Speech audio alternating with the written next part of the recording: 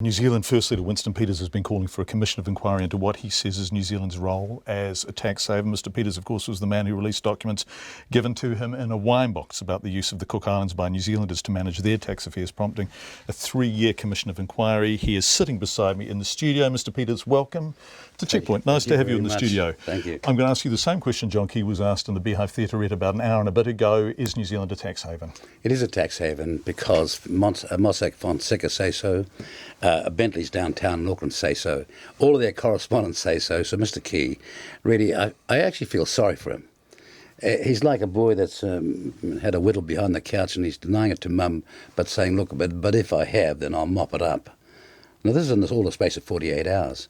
There's no doubt it's a tax haven. The people who set it up claim that. That's why they're coming here in a torrent, up 500% in just the recent years.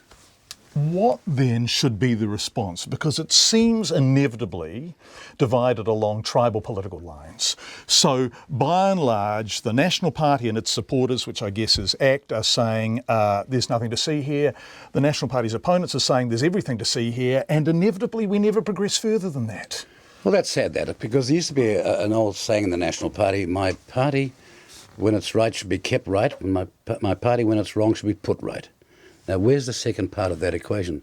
I saw interviews there where clearly the people have a certain political bent and they don't give a damn. Well, you know, we're a country that used to have serious respect. And when you see British newspapers saying what's happening with New Zealand, it used to be squeaky clean. Then there is reputational damage. You say British newspapers, the Prime Minister citing the OECD saying we are fully compliant. Actually, the OECD thinks we're doing a great job of working with them to ensure exactly this kind of stuff stops happening. Well, that's false. The OECD is a group of countries, in most of which we have cross and reciprocal arrangements with them as to disclosure. None of these OECD countries, of course, appear in the Panama Papers. It's all the other ones, including us, Samoa, Niue, and the Cook Islands, Jersey, Guernsey, the Caymans, Bermuda. Those are all the ones that are appearing in it. The Netherlands, Antilles. They're all appearing in it. And Mr. Key he's saying, look, it's all nothing to see over here. He's taking you to a clean paddock. Over the fence is a paddock full of weeds. And he's denying that that's the paddock he's meant to be talking about. So what needs to happen now? Andrew Little is saying no foreign trusts, full stop. Is he right? Well, that absolutist statement rules out that there are legitimate reasons for trusts. But all those legitimate reasons will have certain provisions, and that is the beneficiary will be named. The secret about these trusts is that the beneficiary is never named, and if I was to come out of, for example, France and say, do I suspect some French guys here, then I have to know who I'm looking for.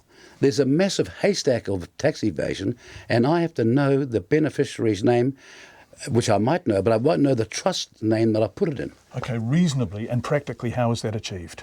Well, what you've got to do is say, no, there will be full disclosure, and I tell you what, the foreign trust regime will be out of this country tomorrow.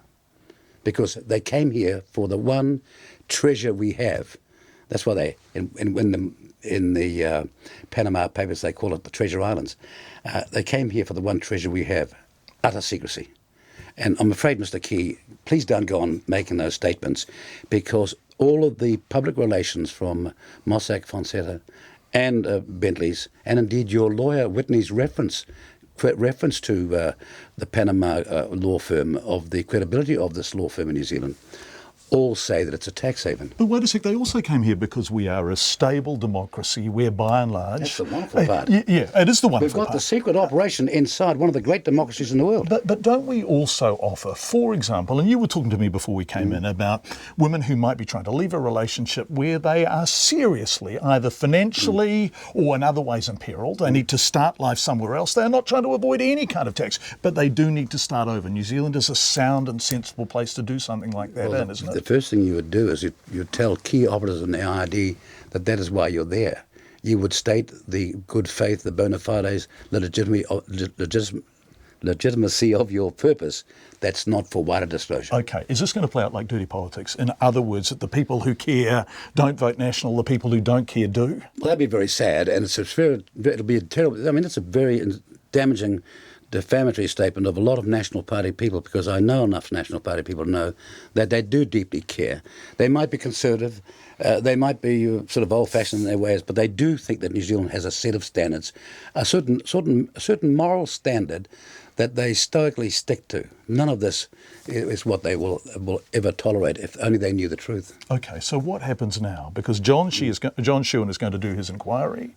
Well, John Shewan is not the right person for Winston the inquiry. Peters is saying this is a tax haven. John Key is saying this is not a tax haven. In other words, Why it looks like stalemate, doesn't it? Look, first of all, they said that John Nash of the IRD was all over this issue. My response to that was, beg your pardon, John Nash was seriously criticised in the Winebox inquiry on the Cook Islands for not understanding the law. Incidentally, at the time, a man called Sherwin was criticising me for being a liar and not knowing what I was talking about. Well, what's his response to that now? And also he's been cited in other court cases in which his understanding of the law has been seriously criticised by the judiciary. He is not the right person. We should have an independent commission of inquiry conducted by someone with his hands or her hands away from politics, in whom we could repose our trust. You got a name? But here's the key thing. They have got to understand how complex these arrangements are, and for that they will need money and resources. When Mr. Key says our IRD is offshore and all over this, he has got to be joking. They haven't even got access to the documents. And so it's all bluff. And I would say to Mr. Key, come on, a lot of New Zealanders thought that you, with your whiz-kid training in Merrill Lynch, would be all aware and suspicious, as some of us weren't, of this happening. You're letting them down, and you should stop doing so. Winston Peters, New Zealand First Leader, thank you Thank very you. much indeed for joining us in the studio.